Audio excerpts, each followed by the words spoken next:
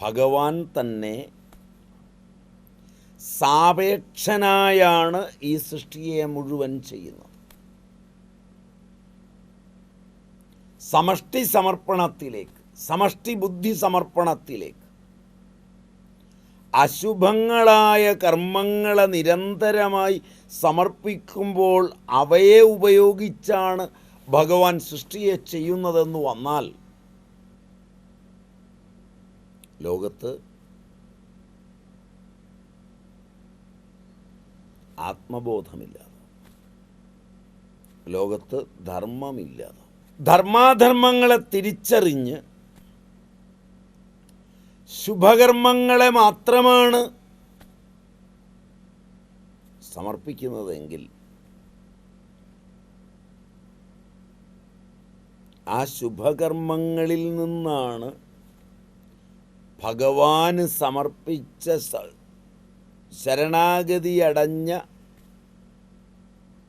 വ്യക്തികൾ അർപ്പിക്കുന്ന, സമഷ്ടിപൂർവകമായി അർപ്പിക്കുന്ന കർമ്മങ്ങളിൽ നിന്ന് തന്നെയാണ് നൂതന സൃഷ്ടികൾ ഉണ്ടാകുന്നത്.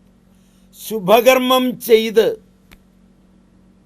അത് പരമേശ്വരന് സമർപ്പിക്കുന്നത് കൊണ്ട് അത് സമഷ്ടിഭാവത്തെ പ്രാപിച്ച് അനന്തപുണ്യാത്മകമായി തീരുന്നു. അതുകൊണ്ട് അന്ധഃകരണം നിശ്ചയമായും ശുദ്ധമാകും. മഹാഭാരതാന്തർഗതമായ ഭഗവത്ഗീത അതിൽ 2-ാം അധ്യായം സാഖ്യ സന്ദർഭമാണ്. സാഖ്യയോഗത്തിൽ ഭഗവാൻ അർജുനനെ ജ്ഞാനഭൂമികയിലേക്ക് ഉയർത്തുന്നതിന് വേണ്ടിയാണ് ശ്രുതി നിർദ്ദിഷ്ടങ്ങളായ ആത്മസത്യങ്ങളെ താൻ തന്നെ ഉപദേശിച്ചത്.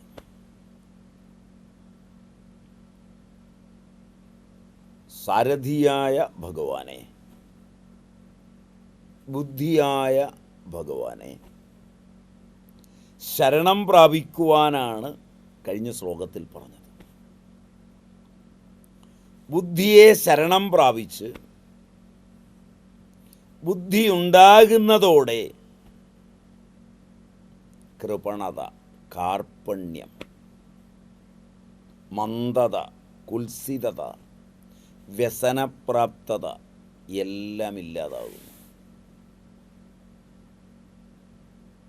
മന്ദതയും കുൽസിതതയും വ്യസനപ്രാപ്തതയും എല്ലാം നഷ്ടപ്പെടുന്നതോടെ അന്ധഃകരണം വിശുദ്ധമാകും. ആ അന്ധഃകരണത്തിൽ വിവിധിഷ, ബ്രഹ്മജിജ്ഞാസ ഉളവാകുന്നു. അപ്പോഴാണ് വ്യക്തി ഫലഹേതു അല്ലാതായിത്തീരുന്നത്. ഫലഹേതൃത്വമാണ് കൃപണതയ്ക്ക് കാരണം. അത് പ്രസ്പഷ്ടമായി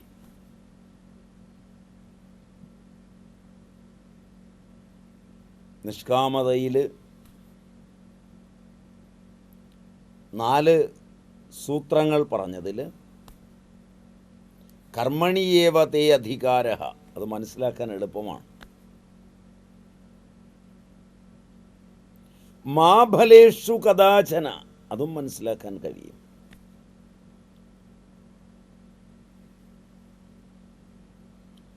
മാതേ സങ്കോസ്തു അകർമ്മണി അകർമ്മത്തിൽ താല്പര്യമരുതെന്നതും മനസ്സിലാക്കാൻ പറ്റി.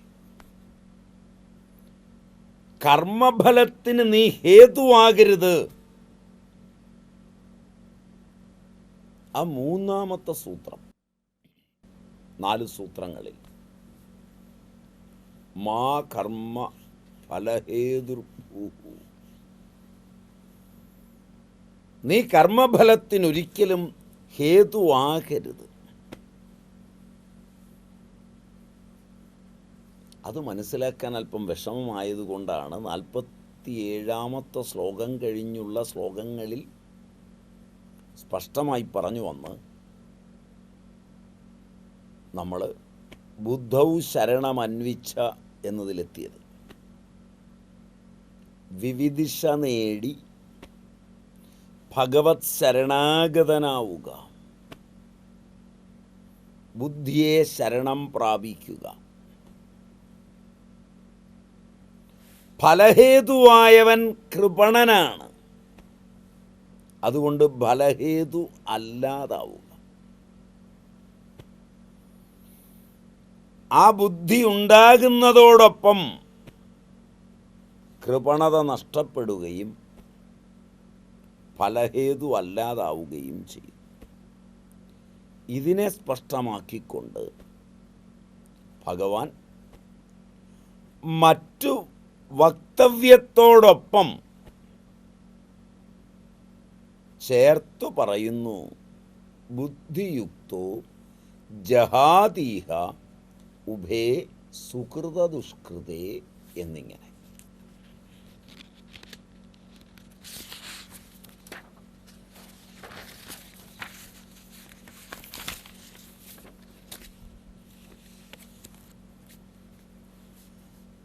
ബുദ്ധിയുക്തോ ജഹാതീഹ ഉഭേ സുഹൃത ദുഷ്കൃതേ എന്നിങ്ങനെ ഇവിടെയാണ് പറയേണ്ടി വരുന്നത്. ഇവിടെ ഒരു പുതിയ പ്രശ്നമുളവാകും. ഭഗവാനിൽ പുണ്യകർമ്മം സമർപ്പിക്കണമോ പാപകർമ്മവും കൂടി സമർപ്പിക്കണം? ചിലരുടെ അഭിപ്രായത്തിൽ സമസ്ത കർമ്മവും സമർപ്പിക്കാം. പുണ്യമെന്നോ പാപമെന്നോ നോക്കാതെ സമസ്ത കർമ്മവും ഭഗവാനിൽ സമർപ്പിക്കാം. എല്ലാവരും അഭിപ്രായക്കാരല്ല.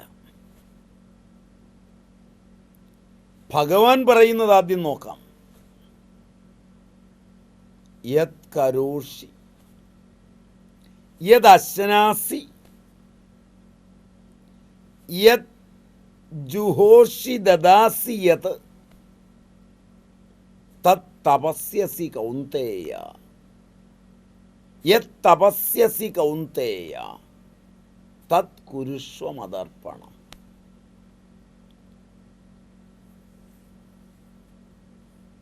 യത് കരോഷി യത് അശ്നാസി യത് ജുഹോഷി ദദാസി യത് യത് തപസ്യസി കൗന്തേയ തത് കുരുഷ്വ മദർപ്പണം.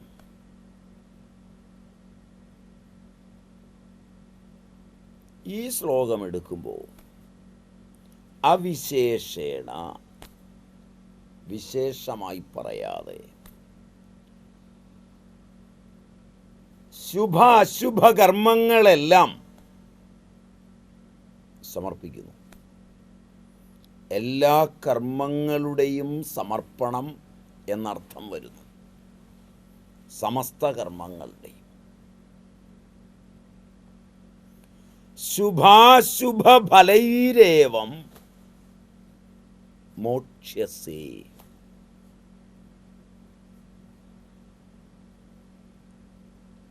ഈ ഉത്തര ശ്ലോകത്തിൻ്റെയും കൂടി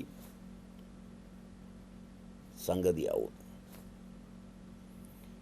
കേവലം ശുഭകർമ്മ സമർപ്പണം കൊണ്ട് ശുഭകർമ്മ ബന്ധനത്തിൽ നിന്ന് മുക്തിയുണ്ടാകുന്നു.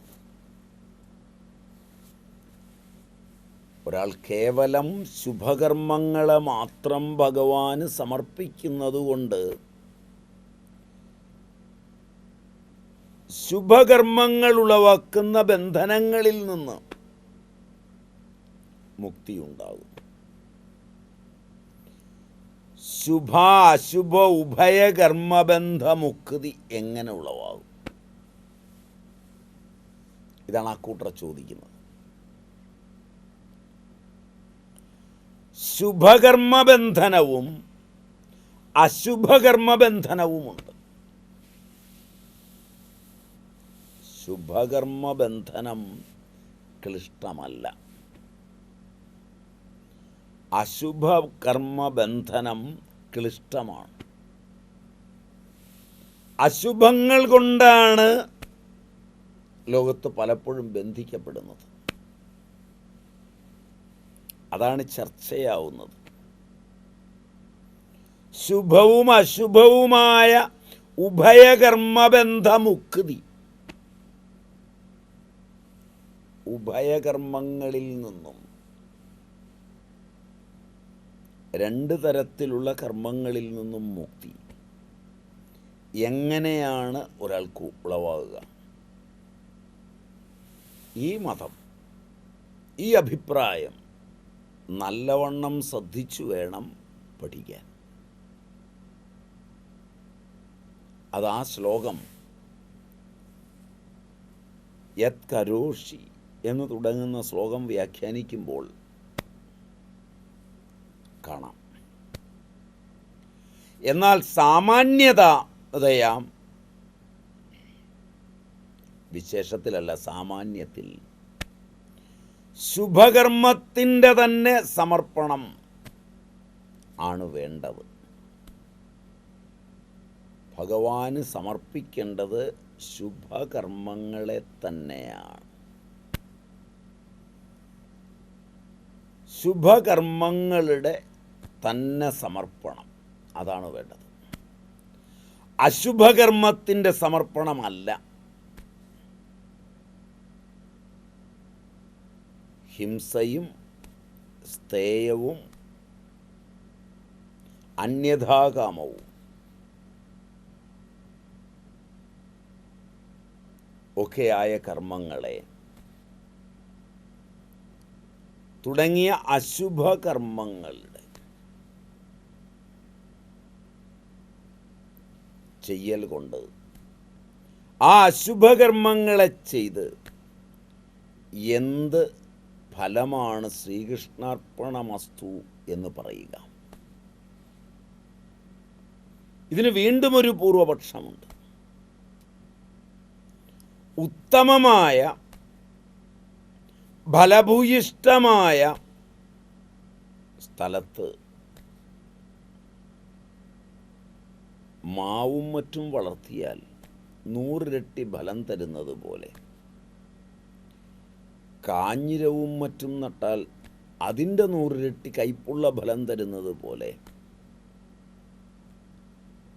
ആവില്ലേ ശുഭാശുഭകർമ്മങ്ങളുടെ കാര്യവും? ശുഭകർമ്മങ്ങളെ ചെയ്ത് ഫലത്തെ ഭഗവാനിൽ അർപ്പിക്കുമ്പോൾ ഭഗവതർപ്പണം കൊണ്ട് 100 ഇരട്ടി ഫലമുണ്ടാകുമെങ്കിൽ, അശുഭകർമ്മങ്ങളെ ചെയ്ത് അശുഭങ്ങളെ ഭഗവാനിൽ സമർപ്പിക്കുമ്പോൾ അതിൻ്റെ ഫലവും 100 ഇരട്ടിയാവില്ലേ? മാവും പ്ലാവുമൊക്കെ നടുന്ന പോലെ, കാഞ്ഞിരവും മറ്റും നടുന്നത് പോലെ അങ്ങനെ ആവില്ലേ? ശുഭാശുഭകർമ്മങ്ങളുടെ കാര്യവും ഇങ്ങനെയല്ലേ കണക്കാക്കേണ്ടത്? അപ്പോൾ ശുഭാശുഭകർമ്മങ്ങളുടെ കാര്യവും ശുഭകർമ്മം സമർപ്പിക്കുന്നത് കൊണ്ട് അത് അനന്തഗുണമാവുന്നു, അനന്തഫലദായിയാകുന്നു. ഇതൊരു ശങ്ക മാത്രമായ കാര്യമാണ്. വസ്തുസ്ഥിതി എന്തായാലും ശുഭകർമ്മമാണ് സമർപ്പണയോഗ്യമായിട്ടുള്ളത്. ഒരു ചിന്തകൻ തൻ്റെ ജീവിതത്തിൽ ശുഭകർമ്മത്തിൻ്റെ തന്നെ സമർപ്പണം ചെയ്തു, അശുഭകർമ്മങ്ങളെ സമർപ്പിച്ചില്ല. അദ്ദേഹത്തിൻ്റെ സ്ഥിതി എന്തായിരിക്കും എന്നത് വിചാരണീയമാണ്. അങ്ങനെയുള്ള ഒരാളിൻ്റെ സ്ഥിതി എന്തായിരിക്കും? കർത്തൃത്വ പരിത്യാഗമാത്രമായ കർമ്മസമർപ്പണം. കർത്തൃത്വത്തെ പരിത്യജിച്ചിട്ട് ചെയ്തതിൻ്റെ ഉടമസ്ഥതയെ, ഞാൻ കർത്താവാണെന്ന ബോധത്തെ പരിത്യജിച്ചിട്ട് ശുഭം അശുഭം രണ്ടും സുഗമതയാ മനസ്സിലാകുമെന്നതാണ് വസ്തുസ്ഥിതി. കർത്തൃത്വ പരിത്യാഗമാത്രമായ കർമ്മസമർപ്പണം ശുഭത്തെയും അശുഭത്തെയും രണ്ടിനെയും സുഗമമായി മനസ്സിലാക്കി തരുന്നു. ഇതാണ് വസ്തുസ്ഥിതി.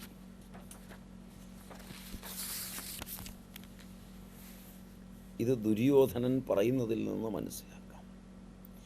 കേനാപി ദേവേന ഹൃദിസ്ഥിതേന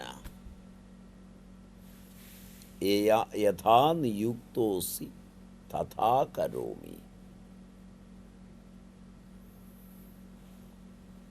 ജാനാമി ധർമ്മം നചമേ പ്രവൃത്തി, ജാനാമ്യധർമ്മം നചമേ നിവൃത്തി. എനിക്ക് ധർമ്മം എന്താണെന്ന് നന്നായി അറിയാം, അതിൽ പ്രവർത്തിക്കാനാവില്ല. എനിക്ക് അധർമ്മം എന്താണെന്നും നന്നായി അറിയാം, അതിൽ നിന്ന് നിവർത്തിക്കാനും ആവില്ല. കാരണം എൻ്റെ ഹൃദയത്തിലിരുന്ന്, ഹൃദയത്തിൽ സ്ഥിതി ചെയ്ത് ഈശ്വരൻ എങ്ങനെ എന്നെ നിയോഗിക്കുന്നുവോ അങ്ങനെ ഞാൻ ചെയ്യുന്നു. കേനാപി ദേവേന ഹൃദിസ്ഥിതേന യഥാ നിയുക്തോസി തഥാ കരോമി. ഇതും കൂടിയായാൽ കാര്യം എളുപ്പം മനസ്സിലാവും. അന്യപ്രകാരത്തിൽ ശുഭാശുഭങ്ങൾ രണ്ടും സമർപ്പിക്കുന്നത് കുറച്ച് വിഷമം തന്നെയാണ്. അതുകൊണ്ട് സാമാന്യ രൂപത്തിൽ ശുഭകർമ്മ സമർപ്പണം തന്നെ അഭിപ്രേതമാണ്. തന്നെയുമല്ല, ഭഗവാന് നമ്മുടെ കർമ്മങ്ങളെ അനിവാര്യമാണ് സൃഷ്ടിയെ ചെയ്യാൻ. ഭഗവാൻ തന്നെ സാപേക്ഷനായാണ് ഈ സൃഷ്ടിയെ മുഴുവൻ ചെയ്യുന്നത്. സമഷ്ടി സമർപ്പണത്തിലേക്ക്, സമഷ്ടി ബുദ്ധി സമർപ്പണത്തിലേക്ക് അശുഭങ്ങളായ കർമ്മങ്ങളെ നിരന്തരമായി സമർപ്പിക്കുമ്പോൾ അവയെ ഉപയോഗിച്ചാണ് ഭഗവാൻ സൃഷ്ടിയെ ചെയ്യുന്നതെന്ന് വന്നാൽ ലോകത്ത് ആത്മബോധമില്ലാതെ, ലോകത്ത് ധർമ്മമില്ലാതെ, ധർമാധർമ്മങ്ങളെ തിരിച്ചറിഞ്ഞ് ശുഭകർമ്മങ്ങളെ മാത്രമാണ് സമർപ്പിക്കുന്നതെങ്കിൽ ആ ശുഭകർമ്മങ്ങളിൽ നിന്നാണ് ഭഗവാന് സമർപ്പിച്ച ശരണാഗതിയടഞ്ഞ വ്യക്തികൾ അർപ്പിക്കുന്ന, സമഷ്ടിപൂർവകമായി അർപ്പിക്കുന്ന കർമ്മങ്ങളിൽ നിന്ന് തന്നെയാണ് നൂതന സൃഷ്ടികൾ ഉണ്ടാകുന്നത്. അതുകൊണ്ട് ഭഗവത് സൃഷ്ടികൾ ഉത്തമങ്ങളാകുന്നതിനും ഇതനിവാര്യമാണ്. അന്യപ്രകാരത്തിൽ ശുഭാശുഭങ്ങൾ രണ്ടും സമർപ്പിക്കുന്നത് വിഷമമാണ്. അതുകൊണ്ട് സാമാന്യ രൂപത്തിൽ ശുഭകർമ്മ സമർപ്പണം തന്നെ ഇവിടെ അഭിപ്രേതമാണ്. അതാണ് ചെയ്യേണ്ടത്. ശുഭകർമ്മം ചെയ്ത് അത് പരമേശ്വരന് സമർപ്പിക്കുന്നത് കൊണ്ട് അത് സമഷ്ടിഭാവത്തെ പ്രാപിച്ച് അനന്തപുണ്യാത്മകമായി തീരുന്നു. അതുകൊണ്ട് അന്ധഃകരണം നിശ്ചയമായും ശുദ്ധമാകും. ഒപ്പം അത് തത്വജ്ഞാനത്തിൽ എത്തുന്നതിന് സഹായകമാവും. എപ്പോൾ അത് തത്വജ്ഞാനത്തിലെത്തുന്നുവോ അപ്പോൾ അശുഭകർമ്മം സ്വയമേവ ജ്വലിച്ച് ഭസ്മമായിത്തീരും. അശുഭകർമ്മങ്ങളെല്ലാം സ്വയമേവ ജ്വലിച്ച് ഭസ്മീകൃതമാകും. അപ്പം കർമ്മം ഭസ്മമായിത്തീരുന്നതിന് ആദ്യം ശുഭകർമ്മങ്ങളെ ഭഗവാന് സമർപ്പിച്ച് ഭഗവത് ശരണാഗതനായിത്തീരുക.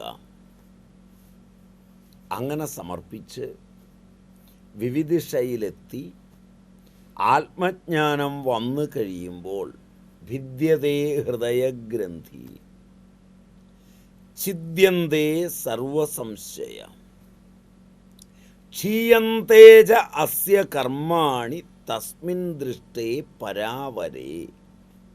ആ പരാവരയെ, ആത്മജ്ഞാനത്തെ, തത്വജ്ഞാനത്തെ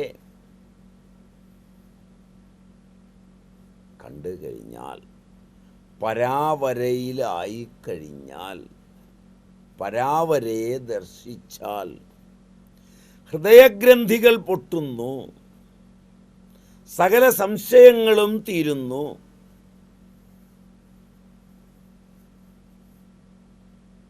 കർമ്മങ്ങൾ ക്ഷയിക്കും. ജ്ഞാനവും തദ്വാരാ മോക്ഷവും ഉണ്ടാകുന്നു. ഇവിടെ കർമ്മം സ്വയമേവ ജ്വലിച്ച് ഭസ്മമായിത്തീരുന്നു. തസ്മിൻ ദൃഷ്ടേ പരാവരേ ക്ഷീയന്തേജ അസ്യ കർമാണി. ശ്രുതി പ്രസിദ്ധമാണ്. ബ്രഹ്മദർശനമുണ്ടായാൽ സകല കർമ്മങ്ങളുടെയും ക്ഷയമുണ്ടാകുന്നു, സകല കർമ്മങ്ങളും ക്ഷയിക്കുന്നു. അപ്പോൾ ബ്രഹ്മദർശനമാണ് ഉണ്ടാവേണ്ടത്. ഇപ്പം ജ്ഞാനമാണ് കർമ്മക്ഷയത്തെ, കർമ്മസമാപ്തിയെ ഉളവാക്കുന്നത്. ജ്ഞാനം കൊണ്ടു മാത്രമാണ് കർമ്മസമാപ്തി ഉളവാകുന്നത്. ജ്ഞാനാഗ്നി സർവകർമാണി ഭസ്മസാത് കുരുതേ തഥാ. ജ്ഞാനാഗ്നി സർവകർമാണി ഭസ്മസാത്. അതുപോലെ സകല കർമ്മങ്ങളെയും ദഹിപ്പിക്കുന്നതാണ് ജ്ഞാനാഗ്നി. ഇത് ഗീതാവചനമാണ്, ഗീതയിൽ തന്നെ പറഞ്ഞിട്ടുള്ളതാണ്. അപ്പോൾ അശുഭകർമ്മം ക്ഷയിക്കാൻ അശുഭകർമ്മങ്ങളെ ഭഗവാന് സമർപ്പിക്കേണ്ടതില്ല. ശുദ്ധാന്തകരണനായി ശുഭകർമ്മങ്ങളെ ഭഗവാനിൽ സമർപ്പിച്ച് ഭഗവത് അനുഗ്രഹത്തിന് പാത്രമായി വിവിധിഷ വന്ന് ജ്ഞാനിയാകുമ്പോൾ, മോക്ഷേച്ഛു ആകുമ്പോൾ, ശുഭങ്ങളല്ലാത്ത എല്ലാ കർമ്മങ്ങളും ജ്ഞാനം കൊണ്ട് ഭസ്മമായിത്തീരുന്നു. ഇതാണ് ഭഗവത്ഗീത. ജ്ഞാനാഗ്നി ദഗ്ധ കർമാണി ഭസ്മസാത് കുരുതേ തഥാ എന്നിങ്ങനെ പറഞ്ഞിരിക്കുന്നു.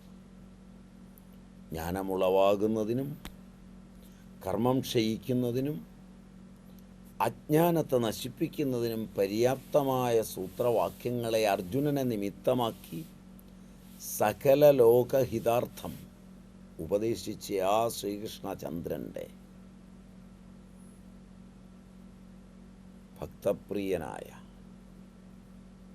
ഭക്തദാസനായ ജഗന്നിയന്താവിൻ്റെ ശ്രീകൃഷ്ണ പരമാത്മാവിൻ്റെ പാവന പാദങ്ങളിൽ നമുക്ക് ഭക്തിപ്രസയപൂർവം പ്രണമിക്കാം.